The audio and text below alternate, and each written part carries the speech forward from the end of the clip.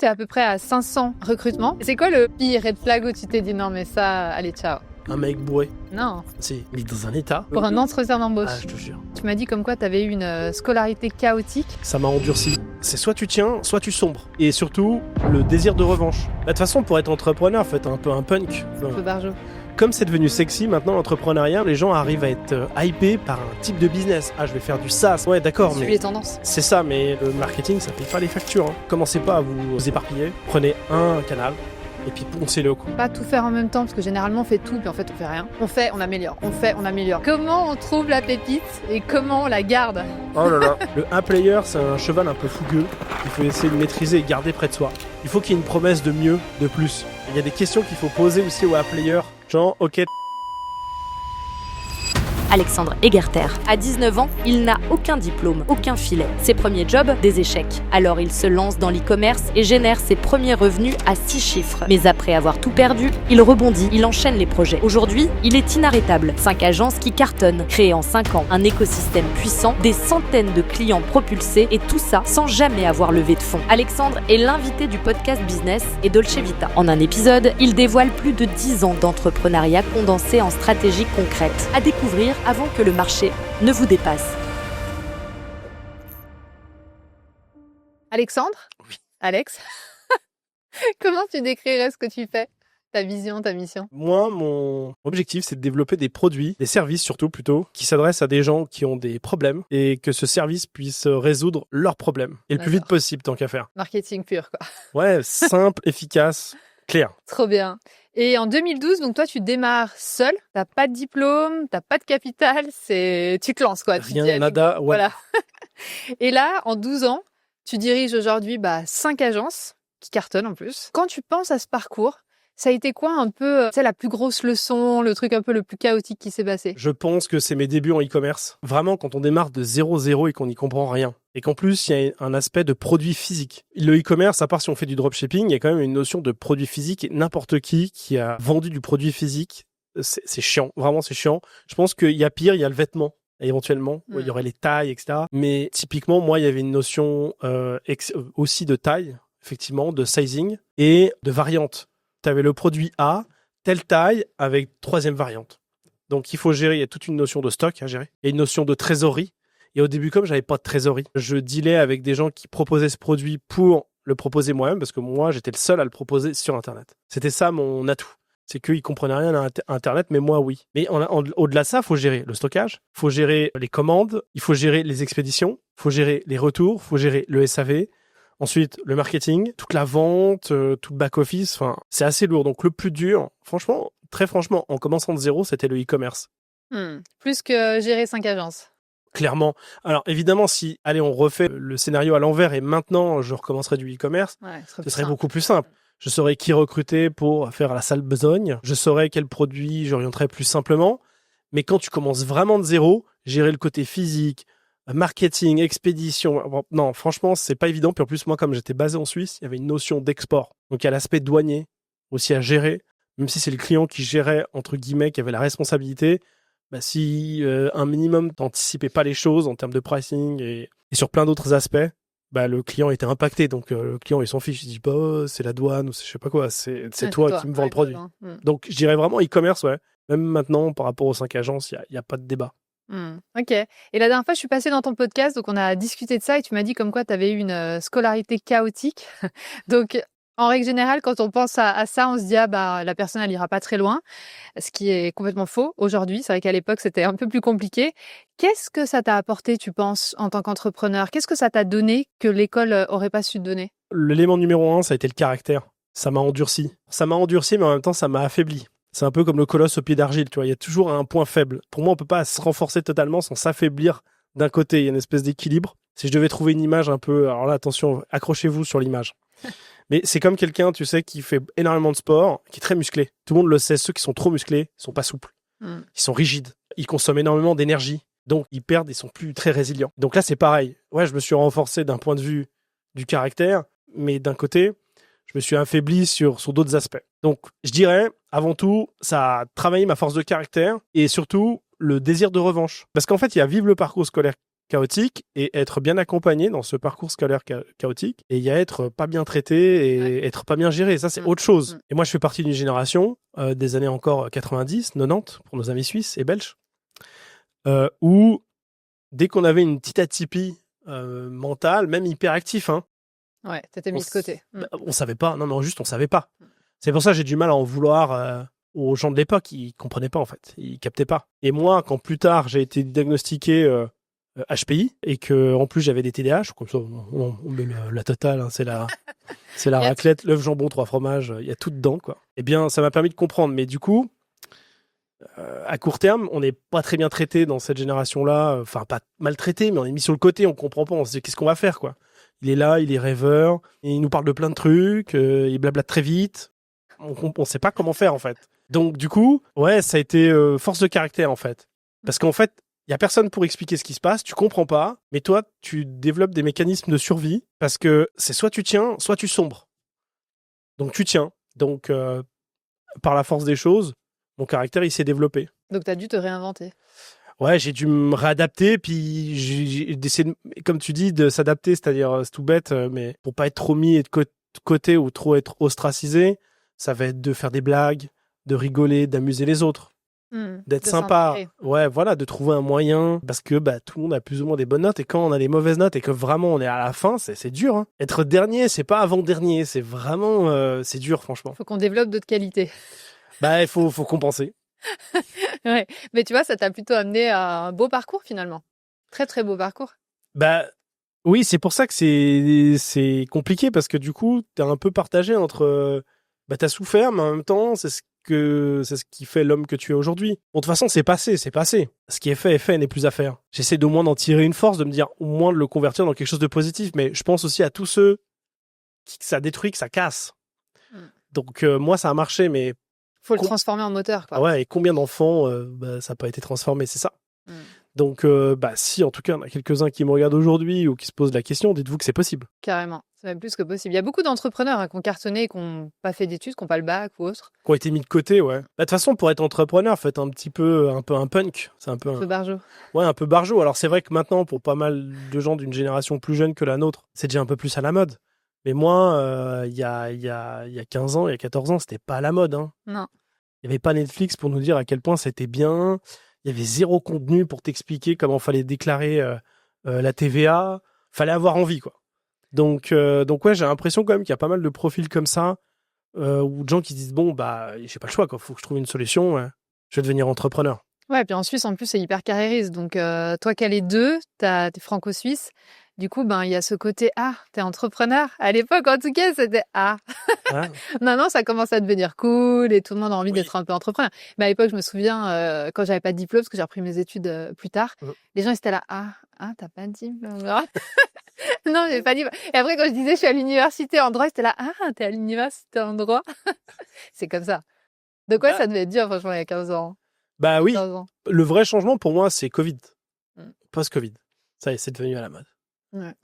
Ça y est, quoi, on peut travailler depuis chez soi. Moi aussi, je veux ça, en pyjama. Ouais, en pyjama et tout. C'était l'explosion. Mais juste avant, pas forcément, quoi. Ouais, carrément. Maintenant, parlons framework. Donc, en 2024, t'ouvres, donc t'accélères le rythme. Là, aujourd'hui, t'as 5 boîtes, mais en 2024, t'en ouvres 3 nouvelles agences sur 1 an. Quand on voit tout le monde qui galère avec une boîte, qui pète un boulon en mode j'en peux plus, les employés, les freelances, le truc, etc. L'admin aussi, la compta, tout ça. Toi, tu vas multiplier les entités. C'est quoi ton framework pour créer ces agences sans péter un boulon de la bonne manière? Moi, déjà, mon framework, c'est l'expérience. Ok, donc il y a des choses qui sont automatiques, qui sont déjà mises en place, qui fait que quand je dois développer quelque chose d'autre, une nouvelle agence, j'ai déjà plein de fondamentaux, plein de pièges que je peux éviter, que malheureusement les débutants peuvent pas forcément éviter. En tout cas, on va essayer de les aider bientôt, mais par expérience, il y a des choses que j'ai déjà mis en place au préalable qui m'évitent énormément de déconvenues. Ne serait-ce que déjà qu'il y a un des points majeurs, on en parlera après parce que tu veux parler de scaling après, parce qu'on a préparé cette interview. Eh bien, Of course. La partie RH, donc recrutement. Quand tu crées une nouvelle agence, il faut définir le positionnement, savoir s'il y a un marché en face. Bon, ça, quand on a créé quelques agences, on commence à savoir. Donc ça d'abord, c'est la première chose que je ferais, moi, personnellement. C'est d'abord, est-ce qu'il y a véritablement des clients prêts à acheter votre produit? Est-ce que c'est un problème suffisamment dur?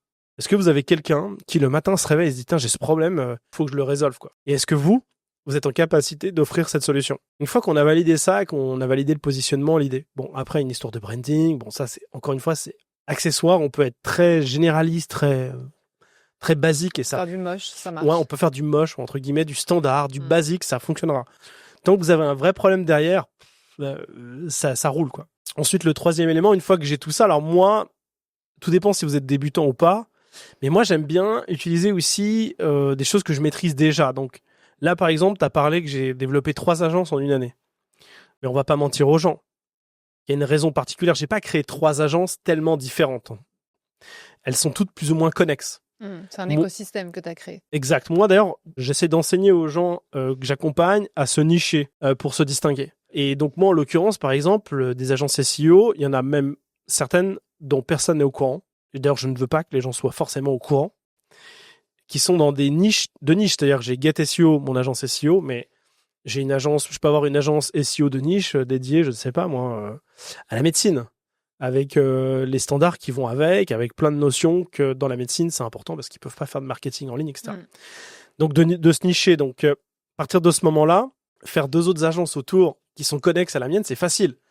Donc, si vous, un jour, vous développez une agence, ça fonctionne bien, et que vous voulez en développer d'autres, si vous voyez que dans votre secteur, autour, gravitent des micro-niches que vous pouvez attaquer, là, vous avez des choses hyper simples à faire. Et comme vous avez déjà déployé tout ce qu'il y a derrière, ça va beaucoup plus vite. Donc, j'ai dit le positionnement, j'ai dit l'aspect RH hyper important, il vient presque après. C'est-à-dire que dans un premier temps, on peut imaginer que ce soit vous qui exécutez la prestation. OK, mais il va falloir vite penser à l'après. Donc, anticipez ça déjà tout de suite en imaginant quel type de profil vous allez avoir besoin plus tard. Et si, surtout votre agence, elle peut se contenter que de vous au départ ou que de vous plus un freelance, c'est génial aussi. Donc moi, je dirais positionnement, je dirais RH. Et puis évidemment, le troisième point, c'est l'acquisition. Et là, vous êtes au début, vous n'avez pas le temps. Commencez pas à vous éparpiller. Prenez un canal et puis poncez-le, quoi. Essayez quand même de choisir le canal qui s'adapte à votre business. Par exemple, pour les gens de la médecine, Instagram, c'est pas forcément là où on va les trouver le plus, quoique, je ne sais pas. Ouais. C'est toi l'experte, je ne sais pas. Mais peut-être certaines branches de la santé, éventuellement. De bien réfléchir à ça et surtout, vous faites un plan de contenu, vous publiez 1 fois, 2 fois, 3 fois par jour. N'hésitez pas à faire de la quantité au départ parce que, en fait, il faut chatouiller les algorithmes. Faut pas oublier qu'aussi, bêtement, la répétition, ça compte. À force de vous voir, on finit par se dire, bon, ça vaut peut-être le coup que je contacte. C'est un peu comme une vidéo YouTube, tu sais, que tu vois sans cesse. Il y a YouTube, il te la met. Il veut vraiment que tu la regardes. Ouais. Et puis souvent, il se trompe pas. Hein. Tu finis par regarder, il dit, ah, c'est bien. Et ben, c'est pareil, à force de répéter, vous allez forcément peut-être déclencher le clic ou le message, le DM. Donc voilà, alors je suis désolé, je suis pas forcément hyper structuré comme toi, hein, niveau framework. Et moi, je me baserai sur ces points-là essentiels, le positionnement. Déjà, penser à la partie RH. Et troisième point, l'acquisition. Et après, si vous voulez vous développer, point numéro 4, essayez de choisir des services connexes aux vôtres, de commencer à penser à faire un autre business complètement différent ou un autre service complètement différent. Et essayez de voir si vous l'avez bien raclé, vous avez bien gratté votre propre niche. Parce que moi, je vois plein de gens, ils veulent partir dans autre chose. Oui, c'est ça. Ils ont fait une agence Il est mieux ailleurs, quoi. Oui, puis comme c'est devenu sexy maintenant, l'entrepreneuriat, maintenant, les gens arrivent à être hypés par un type de business. Ah, je vais faire du SaaS maintenant. Suivez les tendances. C'est ça, mais le marketing, ça paye pas les factures. Hein. Donc, toujours rester pragmatique, quoi. C'est hyper important tout ce que tu as dit. Vraiment, déjà, premièrement, maîtriser un canal, par exemple Insta, et pas tout faire en même temps, parce que généralement, on fait tout, puis en fait, on fait rien. Vraiment. Exact, ouais. Enfin, quand tu fais tout, c'est mort. C'est comme les personnes qui s'adressent à tout le monde, qui sont généralistes. En fait, elles parlent à personne. Donc ça, c'est la première chose, c'est hyper important. Et aussi, quand tu parles de répétition, c'est méga important aussi pour le feedback. Parce qu'on va tester, on va optimiser. Tester, optimiser. Moi, quand je vois mes vidéos, d'ailleurs, la dernière fois, tu m'as dit, j'ai été voir tes vidéos YouTube. Allez les voir si ça vous amuse, les anciennes vidéos YouTube de la chaîne. Une catastrophe. Vraiment, quand je vois ma tête, je suis là, non, qu'est-ce que c'est, Micha aussi. Et en fait, c'est ça, c'est On fait, on améliore, on fait, on améliore. Et c'est pas dans le doute ou dans l'inaction qu'on va comprendre, qu'on va trouver, qu'on va s'améliorer. Et le marché aussi est dynamique, les choses changent, donc ouais, super important. Et justement, quand tu parlais de se nicher, essentiel, hein, complètement. Du coup, c'est comme ça, toi, que tu cartonnes dans un marché saturé. Parce qu'aujourd'hui, on va pas se mentir, on est dans un marché saturé. C'est vraiment la spécialisation, on est d'accord? Oui, mais déjà le fait de m'être implanté en Suisse déjà est une spécialisation en soi, parce que beaucoup de gens peuvent bouder ce marché, et moi je le boude pas, au contraire, parce qu'il y a une approche dans ce marché qui est un peu différente. Je me permets juste, j'ai oublié un petit point juste avant dans le framework, c'est les process. Pardon, mais il fallait absolument que je le dise. Les process, ouais, je suis désolé, mais je suis pas aussi structuré et ordonné que toi. Les process hyper importants, si dès le départ, mais des trucs bêtes, hein, pour planifier les contenus sur l'application Postiz, faut se connecter ici, faut mettre ça là, parce que le jour où vous voulez déléguer à une CM, merci. Vous avez déjà 4-5 process déjà, vous avez facilement peut-être la semaine d'avance où vous êtes à la bourre, elle va déjà pouvoir faire ce qu'elle veut. Parenthèse refermée. Comment tu fais un bon process? Moi, ça m'intéresse. Ah, comment je fais un bon process? Eh ben écoute, j'ai un GPTs qui est spécialement structuré pour, que j'ai mis à disposition aussi des autres collaborateurs pour qu'ils participent. En fait, ça te permet d'expliquer ton process et il va te poser des questions s'il n'y a pas assez d'éléments pour l'améliorer et tout simplement mieux le structurer et avoir toutes les informations nécessaires. Le système de process, moi, il est structuré toujours de la même manière. Le GPTs, il fait toujours la même chose, c'est-à-dire il explique d'abord à quoi sert le process, dans quel but il est orienté, toutes les étapes. S'il doit avoir un prompt, parce que de plus en plus dans mes process, il y a des prompts, le prompt, il est dans un bloc bien spécifique à part pour bien qu'on fasse la distinction dans le texte, tu sais, en Markdown. Ok, ça, c'est un encadré, c'est quelque chose de différent. Notion? Non. Je n'utilise plus Notion depuis 3 semaines. Okay. Je l'ai supprimé parce que, comme je disais après, j'ai un problème aussi, c'est un avantage, c'est comme je te dis, j'ai tendance à aller dans tous les sens. C'est le profil typique, des droits typiques, HPI. Ça, comme une mitraillette, tout le temps. Le problème, c'est que, en fait, vous faites souffrir les gens autour de vous. D'accord, donc moi je suis toujours à l'affût du dernier outil. Non mais Micha il est comme ça, c'est sûr. On dirait Micha, je sais déjà. Bah voilà, Micha, écoute, faut avoir un petit psychiatre, c'est pas. Voilà, mais c'est aussi, ça peut être les TDAH aussi. Hein. Il y a des TDAH aussi qui sont orientés là-dessus. Il y a aussi l'aspect curiosité aussi qui joue. T'as envie de connaître et tout. Le problème c'est quand tu travailles avec du monde et que surtout tu dois te baser sur des process. Donc qui dit process, c'est un cadre. Un process, ça ne doit pas changer tous les 5 matins. Bah la curiosité, le fait de changer d'outil même pour mieux, c'est contre-productif en fait. Oui, il y a un meilleur outil, mais le temps que les autres comprennent s'ils retrouvent plus où c'est. Et en plus, ce qui est terrible, c'est que votre équipe, elle va pas retrouver où c'est. Et après, elle va plus vouloir participer. Oui, ils aiment pas. Ouais, le et du coup, non, c'est vraiment mauvais. Donc ça, avec le temps, j'ai voulu vraiment simplifier. Donc là, tout est sur ClickUp. Okay. C'était un outil de tâche que j'utilise déjà. On est en train de développer à côté notre outil maison. Je suis en train de développer un CRM spécial pour mes gérants d'agences, pour mieux gérer les agences d'un point de vue économique. Et bientôt, ça va inclure tout l'aspect organisationnel, to-do, process. Donc, ça va être costaud. Mais plein de fois, encore tout à l'heure, j'ai édité un process. J'ai dit, Notion, il me manque là, la mise en page et tout. Ouais. Mais je me dis, non, on reste là-dessus parce que les autres vont se perdre, etc. Donc, mais par contre, si vous débutez, Notion, c'est parfait. Ouais, moi, je fais tout sur Notion avec mon équipe. Ouais. C'est très souple. Ouais. C'est génial. Non, franchement. C'est une usine. Une usine à gaz. Moi, je comprends rien à ce truc. J'ai testé, j'étais là, non, c'est trop complexe. Mais alors, je comprends totalement. Mais c'est vrai que ClickUp, c'est un peu plus.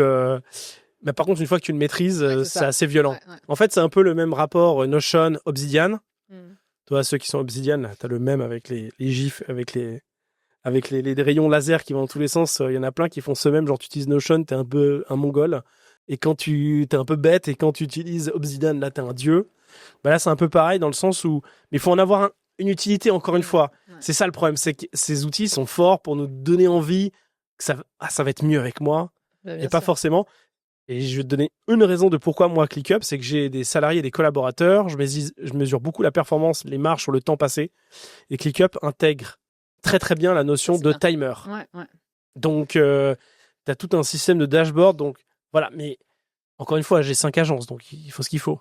Donc tu traques tes collaborateurs? Je les traque, je les espionne. T'es un Mussolinide. Je les espionne évidemment, chez eux, je les suis, comme ça, à travers un journal, pour voir ce qu'ils font. Tu regardes à travers la caméra? À travers la caméra, non. Est-ce qu'ils bossent en slip? Est-ce qu'ils bossent en slip, voilà.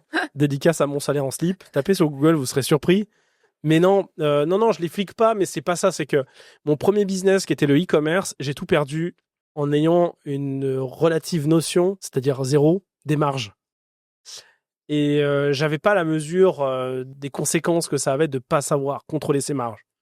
Quand on est dans un business de service comme le mien, où on fait pas de l'infoproduit, on fait du done for you pour les clients, où on fait des prestations complètes, le temps passé des collaborateurs, il est vital. C'est clair. Et encore plus, c'est que moi, j'ai travaillé avec des collaborateurs à distance. Donc, on pourra dire ce qu'on veut, mais là, on l'a eu avec le post-Covid. Ah ouais, mais quand les employés, les collaborateurs sont pas au bureau, on peut pas trop surveiller ce qu'ils font. Ils ont pas totalement tort. Il y a une certaine pression quand on est dans les bureaux. On peut pas faire n'importe quoi. Être en J'adore. slip. Ça me manque. Nous qui bossons que en ligne, ça me manque. Ouais, mais je te jure, mais... Et du coup, ClickUp a été une des solutions parce que, avec le système de timer, ça permet très vite, moi des histoires, j'en ai des dizaines. J'ai recruté des centaines de freelances. Le timer m'a sauvé la vie plusieurs fois avec des gens. J'ai eu un exemple. En fait, l'exemple typique, mais il y en a eu plein des cas de figure où il y avait un Indien qui avait cumulé 5 jobs aux US. Oui, je l'ai vu. Ouais. Il prenait une tonne. Et un truc de fou, il bossait pour 5 boîtes. Et en fait, ils étaient très doués, très organisés. Malgré tout, il arrivait à rendre plus ou moins. Puis il faisait toute une organisation pour des fois être malade d'un côté, machin. Puis avec pas mal de boîtes, ça finit par aller, quoi. C'était malade une fois tous les 2 mois. Voilà.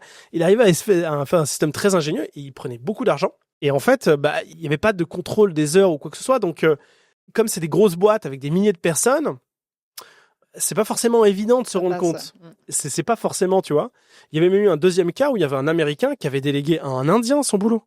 Il avait cumulé 3-4 jobs, il était aux US, et c'était des Indiens qui bossaient pour lui. Et comme il n'était pas au bureau, beaucoup plus simple, puis il avait mis en place ce qu'il fallait, les passerelles et tous les systèmes pour que ça... Enfin bref, des trucs aberrants. C'est ouf. Et moi, j'ai eu des cas de figure où des gens à l'étranger notamment, et ça va dépendre des cultures. Très sincèrement, il y a des différents culturels. Je vais prendre un exemple où je me ferai jamais taper. L'Amérique latine.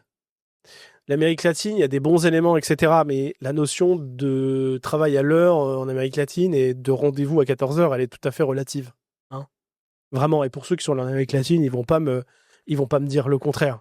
Donner un rendez-vous à 14h à quelqu'un au Costa Rica, bon, estimez que c'est 15h30, ce sera plus simple. Parce que sinon, vous allez mourir. Ouais. Si vous pensez comme moi, je pense, comme toi, tu penses. À Bali, c'est pareil. En mode suisse, c'est 14h, en fait, c'est plutôt 13h50. Parce que si tu passes la table, si tu passes déjà la porte à 14h59, alors que tu devais être là à 15h, en Suisse, c'est déjà moyen. Tu vois, tu es censé être là, déjà installé à ton bureau, prêt à taper la première lettre. Montrer que t'es là, quoi. Alors que bon, au Costa Rica, si à 15h, t'es dans la voiture en direction et que c'est dans 1 heure, c'est bon, on est à l'heure, quoi. Bon, ça fait partie de ces choses-là, mais chacun a ses spécificités. Et tout ça, ça compte, mais je vais donner un deuxième exemple. Tu vas prendre l'exemple du Maghreb. Tu dois prendre en compte le Ramadan. Tu as une baisse de productivité évidente, parce qu'ils sont fatigués, parce qu'il faut travailler d'une autre manière, donc ça, il faut s'adapter. Ça, par exemple, avec le timer, tu peux le mesurer et tu vois que dans les années, ça se répète, tout simplement, tu comprends.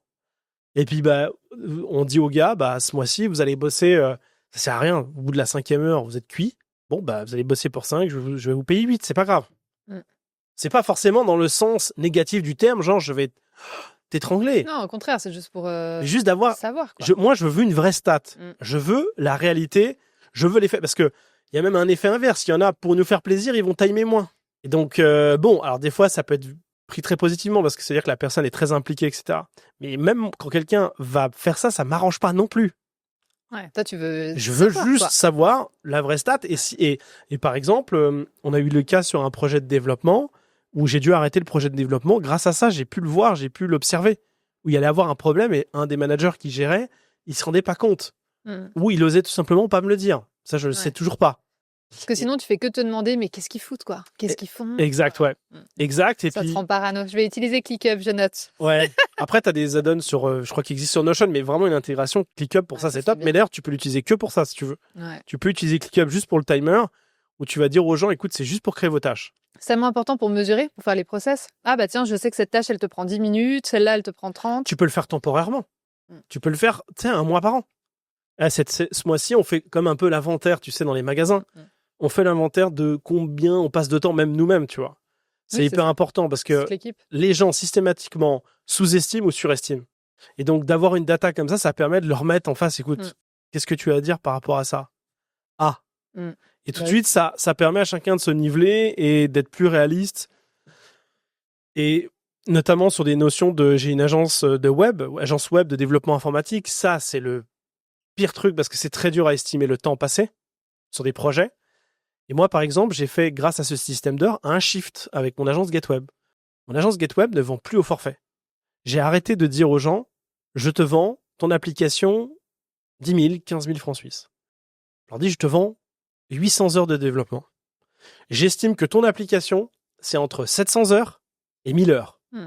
Dedans, le temps de visio avec le client est timé. Tout est timé. Ça fait pro.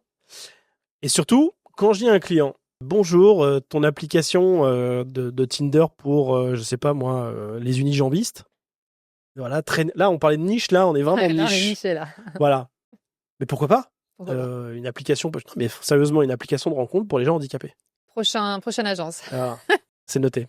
Eh ben, ces gens-là, on va leur dire, ah bah, ton application, c'est 25 000 €.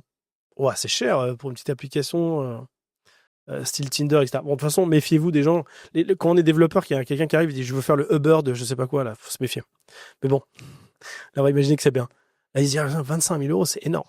Ok, on va coder ton application. Moi, j'estime que c'est à peu près entre 1000 et 1200 heures. Et c'est 25 000 €. Là, il va se dire, ok, je divise, ça fait 25 francs de l'heure, 20 € de l'heure. C'est rien, c'est pas assez cher, en fait. Tout de suite, il va se rendre compte. Éventuellement, on va se dire, mais c'est quoi, pourquoi ça prend autant de temps? Il va pas se dire, oh purée, c'est trop cher. Ouais. Déjà, on est complètement sur un autre angle. On va plus négocier le temps. Et ce qui est intéressant, c'est que moi, j'ai pu closer des clients qui auraient dit non avec du forfait. Ils m'ont dit oui. Je leur ai dit, ça passera pas. Ok, prends-moi 500 heures. Mais ça ne passera pas, je te le dis. Bah, on essaye, machin. On arrive à 490 heures, 490 heures. T'as une demi-app. Bah, tu vois, là, on n'a pas fini. Et je vais te dire un truc, on a passé 60 heures en visio. Ah oui, quand même. Et là, le client, il réalise. Ouais. Et tout de suite, c'est beaucoup plus simple de repartir. Toi qui as beaucoup recruté, tu es à peu près à 500 recrutements de freelance, à peu près. C'est ça, ouais. Ouais. Comment on trouve la pépite et comment on la garde? Oh là là. Alors, On veut tout savoir, on veut des pépites ici. Des A-players, comme on les appelle. Déjà, est-ce qu'on veut des A-players pour commencer ou est-ce qu'on veut un B-player et on le fait monter en A-player? Tu vois, dis-moi tout. D'abord, l'obsession, c'est le process. On en revient toujours à ça. Ne recrutez pas si vous n'avez pas un minimum de structure. Parce que vous pensez que c'est clair dans votre tête, mais ça l'est pas tellement. Non, ça manque de contexte d'info, quoi. Et souvent, on se rend compte quand on recrute les premières personnes, on nous pose tout un tas de questions, on se dit ah oui, c'est vrai ça. J'y ai pas pensé. Et donc on se retrouve un peu bête. Voilà. C'est pour ça qu'aussi recruter, c'est bien aussi au début de tester sur des microservices parce que ça permet de savoir les questions qu'il faut se poser, les choses qu'il faut structurer pour que ça fonctionne. Du coup, alors, moi je dirais d'abord ne pas hésiter à commencer à recruter des gens service par service. On va sur Fiverr, on va sur Upwork, on va sur ComeUp maintenant, avec ce 5 €. Et on n'hésite pas à prendre des gens spécifiques sur des sujets précis pour une mission précise. On évite au début de prendre quelqu'un qui va avoir plusieurs casquettes. Déjà parce qu'ils sont rarement aussi compétents que ce qu'ils le disent, que ce qu'ils prétendent. En plus, nos process, on le sait, sont pas toujours bien édictés dès le départ, donc ça complique encore plus les choses parce qu'il y a être un bon community manager, mais il y a aussi être un bon community manager chez Getall. C'est deux choses différentes. Il y a nos process, il y a nos standards, il y a plein de choses qui peuvent différer, qui peuvent varier. Donc voilà. Donc moi, je dirais d'abord de commencer à recruter sur des microservices. Et là, franchement, c'est pas dur. Les plateformes, il y a énormément d'avis. Les plateformes, elles vous protègent. Vous avez un problème, la prestation, elle ne délivre pas ce que vous avez demandé et ce qui a été décidé avec le prestataire, vous pouvez vous retirer, vous pouvez annuler. Et franchement, les plateformes, c'est le meilleur truc pour commencer. Oui, il y a de la commission. Oui, c'est peut-être plus cher, vous avez moyen d'optimiser. Vous en fichez au début, vous devez exécuter. Ce qui est bien dans une plateforme, vous pouvez littéralement avoir 10 services en même temps avec 10 personnes différentes qui ont comme focus votre sujet, ils doivent le terminer à telle date. Vous imaginez même pas à quel point c'est compliqué de faire ça dans la vraie vie avec des employés. Donc commencez, faites simple. Allez d'abord sur des plateformes qui vous assurent un encadrement. Vous allez éviter 50% des problèmes. Et surtout, en plus, en général, les gens, eux, ont installé des process et ils vous imposent leurs process. Et s'ils sont bien notés, c'est qu'en fait, c'est valide ce qu'ils font. Donc si leur process est bon, c'est que ça suit une logique imparable. Ça fonctionne pour pas mal de gens. Donc il n'y a pas de raison que ça ne fonctionne pas pour vous. Donc derrière, vous n'avez plus qu'à vous laisser guider et à répondre aux notifications qui vous attendent vers ces plateformes et que vous allez recevoir par email. Là aussi, vous recrutez quelqu'un, et là je vais venir après pour aller recruter ces fameux A-players. Bah là, c'est vous qui décidez de tout. C'est pas les mêmes prix, c'est pas les mêmes engagements financiers. Faut mettre des click-up, faut mettre des timers, faut mettre des dashboards, faut faire du reporting, faut des gens pour les cadrer, ou vous devez les cadrer. C'est pas la même chose. Donc moi, pour recruter des A-players, c'est assez simple. Chez moi, les A-players, c'est des gens qui dirigent des agences. J'ai pas besoin de A-players pour me faire des jolis logos, pour me faire un joli UX. J'ai besoin de... Est-ce que ça existe, les B-players, non ? Ouais, les B-players, ouais. Ouais, des B-players, ouais. Déjà, des mecs qui sont corrects.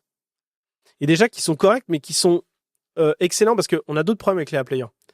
Souvent, ce qui est bien avec les B-players, alors, c'est que c'est des gens très sympathiques. Souvent, ils sont très contents d'être déjà correctement payés, traités, et c'est des gens qui tiennent sur le long terme. Le A-player, c'est un cheval un peu fougueux qu'il faut essayer de maîtriser et garder près de soi. Il doit rester au ranch, il doit pas se barrer dans la forêt.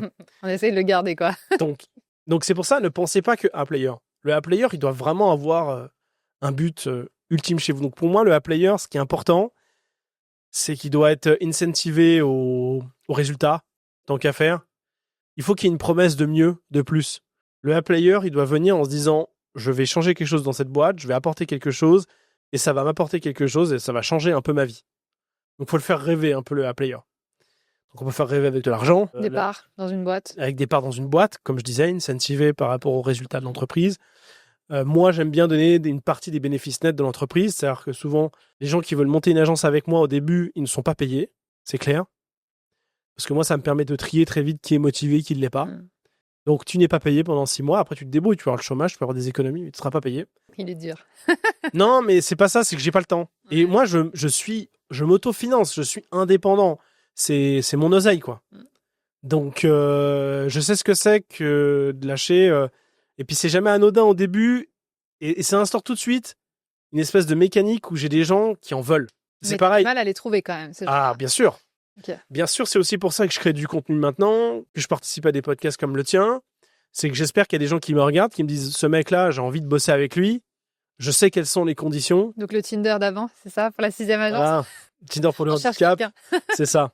Si vous voulez faire l'appli Tinder pour le handicap. Non, mais sérieusement, au moins c'est clair. Non, mais vaut mieux ça que des gens qui sont un peu à demi-mot et qui vont donner 1000 balles, 2000 balles et qui vont gueuler. Non, au moins c'est clair. Voilà. Donc il y en aura peu, mais c'est pas grave. Au moins c'est clair. Et ensuite, je vais avoir une batterie de questions au départ qui est assez importante aussi. Il y a un filtre énorme, donc je publie souvent sur LinkedIn aussi avec tout simplement un formulaire Tally avec énormément de questions. C'est bête, mais personne qui remplit jusqu'au bout. C'est qu'elle a vraiment envie. Surtout si au moment où on lui a dit tu seras payé 0, est-ce que il y a une ligne, hein, c'est véridique. Moi, quand j'envoie le truc, il y a une ligne qui dit t'es au courant que tu vas pas être payé pendant 6 mois avec moi. Il y a des gens qui disent oui. Et il y en a qui s'arrêtent là. En fait, vous payez Tally, vous pouvez savoir à quelle étape, mais ils s'arrêtent là. C'est un très bon outil d'ailleurs, on l'utilise aussi. Ouais, très bien. D'ailleurs, la CEO de Tally est une femme. Faut le savoir, et je voudrais faire une vidéo sur elle d'ailleurs. Donc je fais ça, et déjà ça filtre pas mal. Ensuite, tout bête, je fais des rendez-vous, des calls, une visio. Ensuite, je les fais venir ici dans les studios, dans les bureaux, parce que comme ça, ils voient un peu les lieux. Ça les rassure aussi, parce que, évidemment, moi, je leur dis, tu vas pas être payé. Donc, il va bien falloir que je leur donne des arguments. Donc, souvent, j'ai des profils francophones, internationaux. J'ai un profil comme ça qui m'a rejoint, qui est venu de Tunisie. Comme quoi, ça marche. Et dont l'agence est très rentable maintenant, et ça fonctionne très, très bien. Et je vous assure, il regrette absolument pas d'avoir fait ce choix-là. Et donc, il vient... on peut payer les billets d'avion, on peut se débrouiller aussi. Par contre, on essaye d'être quand même d'être conciliant et de montrer quand même que tout ça existe, tu vois. C'est palpable. C'est pas du fake, etc. Parce qu'avec tout ce qui se passe sur Internet, on peut facilement croire que c'est du bidon. Et le A-player, si c'est un player, il aura raison de se méfier. D'ailleurs, s'il se méfie, c'est plutôt bien. Je note ça d'un point de vue positif. Je vais pas du tout prendre ça mal d'un point de vue de mon ego. Parce que si c'est un A-player, il doit se méfier. C'est logique. Il va jouer son va-tout. S'il est sérieux dans sa démarche, il a raison de s'inquiéter. Donc comme ça, il vient, il voit qu'il y a des bureaux, c'est bête, hein, mais il y a 150 mètres de carré de bureau ici. Il y a des gens qui bossent. Ce qu'on n'a pas dit, mais ça, c'est son podcast. Oui. Nous sommes chez lui. Oui, c'est mon studio. Voilà. Exact. Donc, mais c'est con, mais de voir qu'il y a du matériel, des gens qui bossent, c'est une boîte aux lettres, il y a mon nom en bas, le nom de la boîte. Ouais, un vrai truc, quoi. Des vrais trucs, c'est palpable. Une fois qu'ils viennent ici, déjà, instant un climat de confiance et on voit tout bêtement le feeling. Comment ça se passe? Parce que après, et souvent, ça se passe plutôt bien. Et puis après, quand on démarre, évidemment, on donne tous les outils, bureau, tout ce qu'il faut pour bosser. Après, il y a un élément qui est aussi important qui nous aide pour les A-players, c'est qu'on est basé en Suisse. Donc, au vu de la situation actuelle en France, par exemple, si c'est pour parler que de la France, mais la France fait partie des pays en Europe où c'est compliqué, où ça se dégrade, c'est pas mal la Suisse. Donc ça, c'est pour les A-players à moi. Maintenant, pour les autres A-players, il y a à peu près tout à appliquer dans ce que j'ai dit, mais il y a un autre truc important où moi, je mettrais A-player et B-player en ce qui me concerne moi, c'est simplement le prix qu'on paye. Moi, je paye quasiment, pour la plupart, systématiquement, plus haut du marché. Et si vous êtes débutant, vous allez à l'étranger et vous prenez le A-player de l'étranger et vous le payez plus cher. Parce que ça, pareil, c'est aussi un énorme problème. Vous pensez que vous allez recruter au Maghreb, en Amérique latine, etc. et que vous allez raser les gens. Bon, déjà, c'est discutable. Surtout si vous avez le choix de payer plus cher. Mais en plus de ça, faut arrêter de croire, eux, ils ont d'autres opportunités.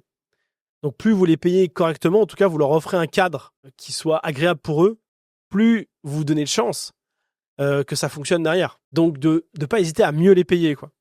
Maintenant, tout ce que j'ai dit avant est valable. Et je rajouterai un dernier élément. Il y a des questions qu'il faut poser aussi aux A-players, qu'on pose pas à pour moi, des B-players, justement. C'est des questions un peu contextuelles. Genre, ok, t'es dans telle situation, il se passe ça, tu fais quoi? Là, tu vois ce qui se passe. De cas pratique un peu. Exactement. Là où, par exemple, un B-player, on accepte moins parce que on est dans une structure où souvent ils font un peu la même chose.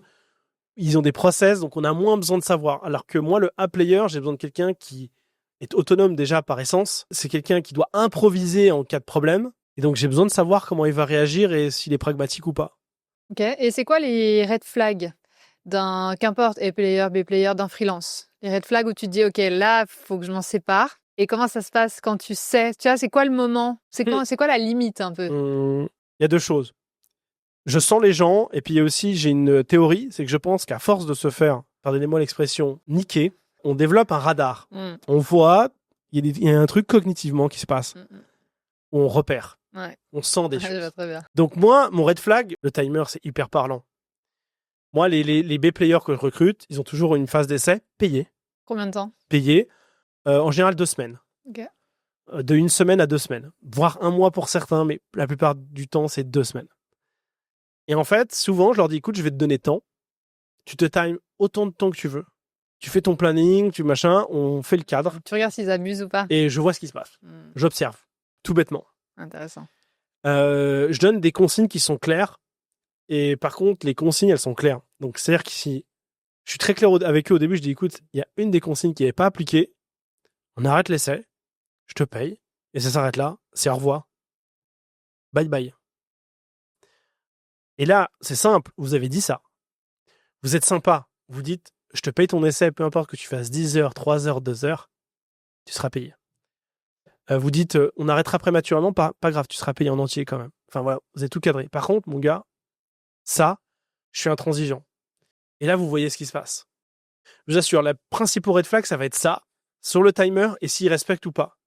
Et sérieusement, j'ai l'impression, le timer, il m'aide tellement, c'est mon outil d'analyse préféré. Parce qu'en fait, du coup, les tâches que je confie, je sais le temps qu'il faut passer. Et je vois, en plus, ClickUp, alors je devrais pas le dire, mais il te dit quand les gens sont connectés. Je vais te donner un exemple. Là, par exemple, sur le temps donné, je vais dire, tu travailles quand tu veux, mais bon, il est vrai que c'est quand même mieux de travailler la journée. Tu dis comme ça. Puis tu regardes. Puis là, tu vois 1h du matin. 3h du matin. Tu vois 19h. Tiens, oula, il y a un truc qui est bizarre. Pire, tu dois rendre un travail le lendemain à 10h. Tu vois qu'il a timé la tâche à 8h30. Oula, ça va pas, ça. Donc, tu me rends un travail fait frais du matin, c'est-à-dire qu'il n'a pas été repotassé dans la nuit. Moi, pour moi, c'est fini la veille. Et le lendemain matin, tu vérifies ce que tu as fait. Puis tu commences à attaquer autre chose. Il y a plein d'éléments comme ça, des points clés, tout bêtes, qui peuvent être décelés, en fait. C'est du bon sens, en fait. Très sincèrement, les red flags, c'est du bon sens. Après, évidemment, il y a les gros red flags, très connus. Vous regardez en visio. La première visio, vous regardez le cadre. Est-ce que ça bug? Est-ce que le micro, il marche bien? Est-ce que vous avez le coup? Ah, mais j'avais pas mis à jour. 15h, ils arrivent à 15h05. Il y en a tellement. Ouais, quand tu y penses, il y en a tellement. Ouais. Mais il y a des cas incroyables. Il y avait un cas d'un ami, quelqu'un que je connais bien sur LinkedIn qui recrute des développeurs, qui s'appelle Chris Collie sur LinkedIn, qui est connu sur LinkedIn, où il y a un mec qui avait filmé la visio, il sort une clope. Non mais... Et ça, et des bons éléments, mais là, tout de suite, ça donne une idée de quel est le sens du travail pour ce gars-là, quoi. Et ça, c'est pareil, ça, c'est un très gros red flag, quoi. Ou alors, comme on a dit en slip tout à l'heure. Slip. Un mec en slip, là, c'est ouais. black flag. Ouais, ça a abusé. Et c'est quoi le plus gros cas que t'aies eu, vraiment le pire red flag où tu t'es dit non, mais ça, allez, ciao? Un mec bourré. Non. Si. Un de tes employés? Un freelance? Non, pas encore un freelance. Il n'a jamais été freelance. Bourré. Ouais, bourré. Bon, c'était au début un malgache, mais dans un état Ah ouais. complètement défoncé. Et on était là avec Mason parce qu'il était avec moi. Mais c'est quoi ce truc? C'est une blague. Pour un entretien d'embauche. Ah, je te jure. Il était complètement fait. Et je pense qu'il voulait absolument être là. Bon, il était à l'heure. J'essayais de lui trouver des points positifs. Mais il était complètement défoncé. C'est le plus aberrant, je pense, que j'ai vu. J'en ai peut-être tellement des trucs. Des fois, des excuses bidons. Bon chien, il a mangé mon micro. Enfin, des trucs. Alors, c'est peut-être vrai, mais des trucs, mais trop drôles, quoi. Mais tu te dis, mais c'est quoi ce délire, quoi? Il y en a plein. Et bon, ça, avec l'expérience. Et ça, quand même, c'est des profils que j'ai plus depuis des années. Parce que j'ai mis en place les fameux formulaires, les trucs. Le mec bourré, il répond pas. Ou là, il répond à des trucs bizarres. Et tu te dis, bon, on va pas faire d'entretien. Donc déjà, de préfiltrer, déjà, on évite. Mais on peut aller des trucs si on fait... Voilà, c'est un argument, un vaccin que je vous donne pour vous dire, préparez bien, parce que vous pouvez avoir des profils comme ça. Et même pas forcément à l'étranger, même en France, des cas... assez spécial, quoi, parce que voilà, ils sont chez eux et ils pensent que, ils se sentent chez eux, quoi, ils se sentent pas vraiment au boulot. Et donc bon, c'est un peu, voilà. Socialement parlant, c'est bizarre. Ouais, c'est bizarre, mais peut-être qu'ils sont bons, mais il faut bien se fier à des éléments concrets, quoi. C'est clair. Et toi, aujourd'hui, tu as rebrandé ta marque. Comment ça s'est passé un petit peu cette transition? Comment est-ce que tu as fait pour garder vraiment l'ADN de l'un à l'autre? Justement, je l'ai pas tellement gardé. Ok. Alors, t'as tout changé. Ouais, j'ai tout changé. En fait, en développement des pôles, dans mon ancienne agence 360, je les ai tous fait commencer par Get. En fait, la genèse de cette histoire, c'est que j'ai créé une agence LinkedIn, ça, il y a peu de gens qui le savent, mais pendant le Covid, j'étais avec un garçon de 16 ans à l'époque qui avait grave percé sur LinkedIn, et il voulait monter un truc, mais il voulait scaler, voilà. Donc, on a monté une agence LinkedIn qui s'appelait...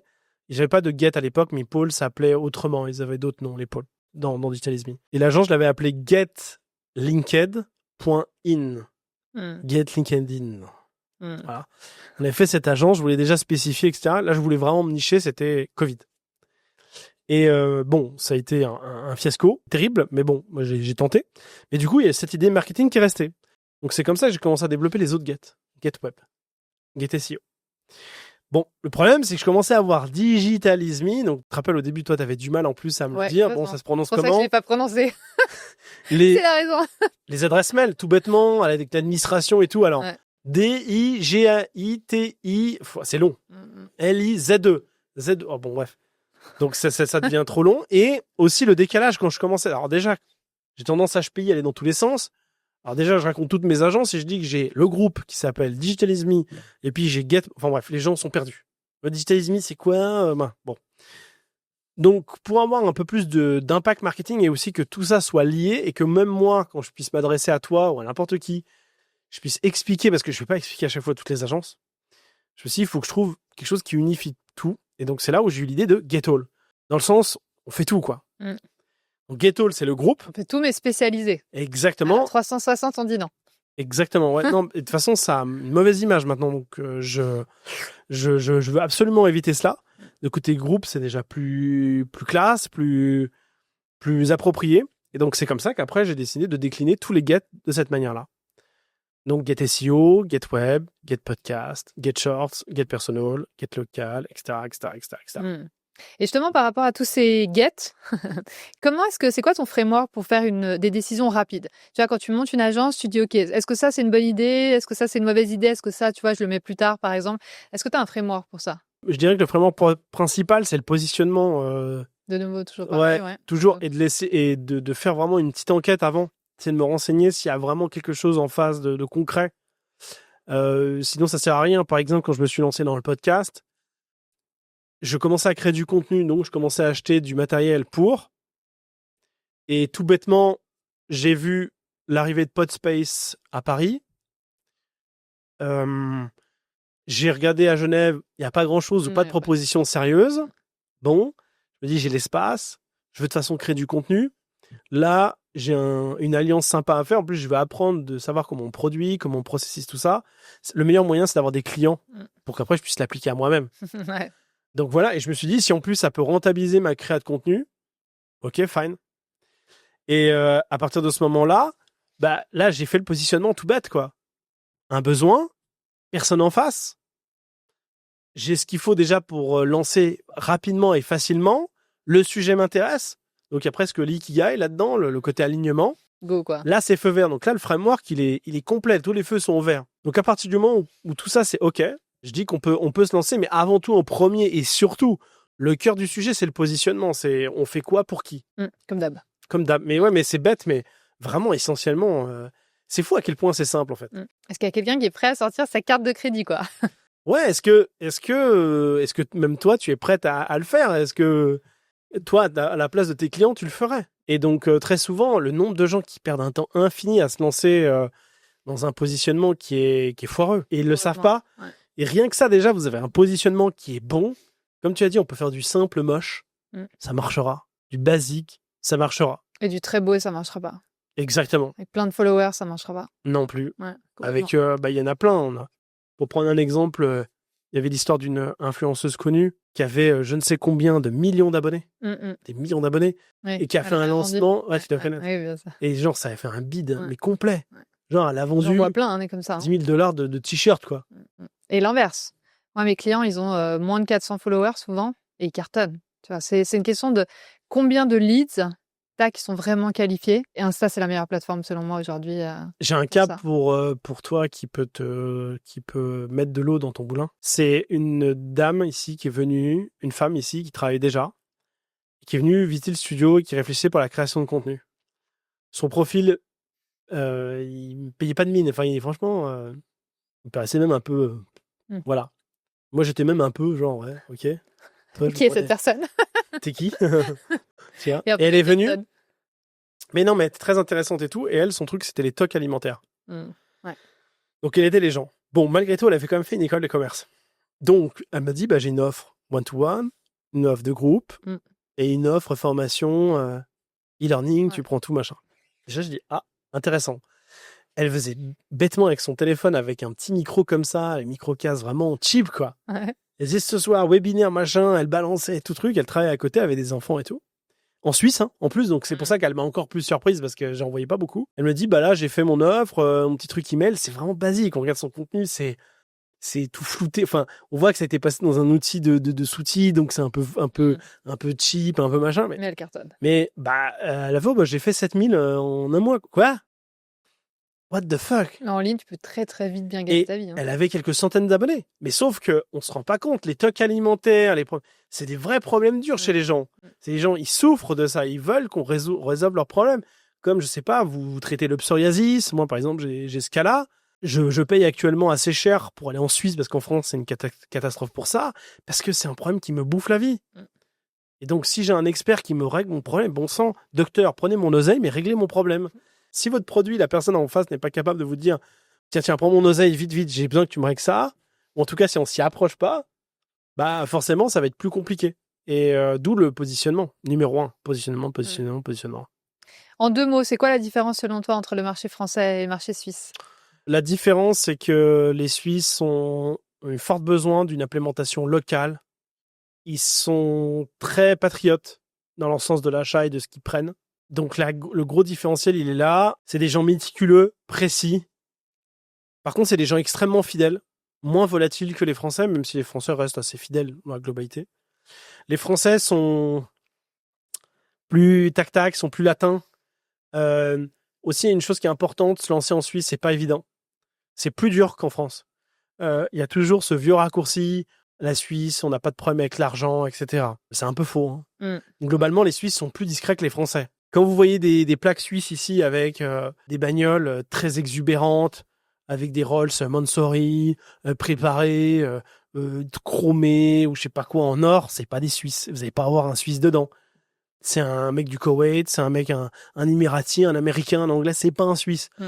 Un Suisse, Avec la déjà, discrétion. ouais, il va prendre une classe S, il va prendre un Cayenne, un Cayman, bon, c'est déjà, voilà, mais par rapport à sa fortune, vous serez super surpris, en fait. Il va pas acheter une Rolex, parce que désolé, hein, la plupart des gens qu'on voit en Suisse, et beaucoup à Genève, qui ont des Rolex, on sait que c'est des Français. C'est des Parisiens. On les voit avec leur Datejust. Mais c'est vrai, parce que c'est dans l'ancrage. Je vois plus de Français à la télé qui ont des Rolex que de Suisses. Donc la psychologie d'achat n'est pas la même. Ah, mais pas du tout. Et surtout, ici, Rolex, bon, c'est un peu matu vu. C'est une très belle marque, hein. C'est génial, hein. Il y a de très belles Rolex, mais voilà. Donc, ils ont une approche de l'ostentatoire qui est pas la même. Donc, vous n'allez pas les attirer de la même manière. Ils vont pas fonctionner avec les mêmes codes. Il va falloir les rassurer. C'est vraiment une approche différente. Et surtout, l'erreur est moins permise en Suisse. Tout est fait en Suisse pour que on sort pas trop du cadre. On se fasse pas trop remarquer. Ici, faire une dette et se barrer. Donc, il y a quand même, je n'ai pas de peur à le dire, il y a moins d'opportunités en Suisse. C'est un marché qui est globalement moins intéressant au global. En tout cas, quand on est francophone. Parce qu'il ne faut pas oublier que Clairement. la Suisse, c'est 1 million de francophones, plus ou moins 500 000, 1 million d'Italiens. Le reste, c'est des Suisses allemands, enfin, c'est allemand. Donc, on est minoritaire. Très peu. Ouais. Donc, c'est un tout petit marché, minuscule. D'ailleurs, c'est pour ça que moi, avec mon groupe, j'avais un intérêt d'être en Suisse, pas pour les... Alors, pour les Suisses eux-mêmes, ça a de la valeur, mais aussi ça avait de la valeur pour l'international, pour des Émirats, des Émiratis, pour des Français, pour des Américains. Ça fait sécure, quoi. C'est un gage de confiance et de qualité. Ils savent que quand on passe chez nous, il y a un certain nombre de choses qui vont être garanties d'office. Donc oui, les Suisses sont pas fun. Oui, les Suisses ont quelques... Voilà, il n'y a pas beaucoup d'humoristes suisses. Voilà. Il y en a quelques-uns, mais on les adore. Il y en a quelques-uns, on les adore parce qu'ils, voilà, pareil, eux, ils sont dans un marché de niche, mais ils kiffent. Mais du coup, voilà, on pardonne moins l'erreur. Ça, c'est globalement, je sais, moi, j'en ai pâti aussi. On met du temps à... Non, c'est pas évident. Franchement, c'est pas évident. Ouais, c'est dur à percer. Par contre, quand c'est percé, c'est bon. Ouais, par contre, c'est une place en or. Quand vous y êtes et que vous avez la confiance des Suisses, il peut... Et puis, c'est des gens très solidaires. Ouais. Plus solidaires qu'en France. Ouais. Très sincèrement, c'est vraiment chouette pour ça. Une vraie fraternité. Ouais. Nous, à Bali, on le voit, hein, dès qu'il y a des Suisses, on est là, les Suisses. Mais entre Belges aussi, Suisses et Belges. Ouais, on se retrouve beaucoup. C'est vrai. Ouais. C'est vrai qu'il y a une confiance mutuelle qui se fait plus facilement parce qu'on a des points de connexion. Comme si on était un peu les mêmes, ouais. Un peu dans le style. Puis en plus, les Belges francophones ont la même problématique que les Suisses francophones. C'est-à-dire que les Wallons estiment que justement, les autres Belges qui parlent néerlandais considèrent que les Belges francophones ne sont pas des vrais Belges. Les Suisses romands, on va pas se mentir, on est un peu, bon, pour les Suisses allemands, on n'est pas vraiment des Suisses, quoi. Donc, du coup, il y a une solidarité qui se crée. Mais après, si vous vous adaptez, ça va bien se passer, quoi. Le Suisse, si vous faites bien les choses, il n'y a aucune raison pour vous que ça ne marche pas. Trop bien. Merci beaucoup, c'était trop bien. Je t'en prie. Continue ce que tu fais. Franchement, c'est hyper cool, on adore. Merci, c'est gentil. Vraiment, pour la valeur que tu apportes, c'est gentil, merci beaucoup. Je vais continuer pour que tu puisses venir. Ouais, Là, tu m'as enregistré où? Exactement. Parce qu'après, tu vas nous quitter, tu pars. Ouais. Voilà, donc... Mais quand je reviens à Genève, promis. Voilà. Oh. Je reste fidèle. Cœur sur toi. Et cœur sur Micha. Trop bien.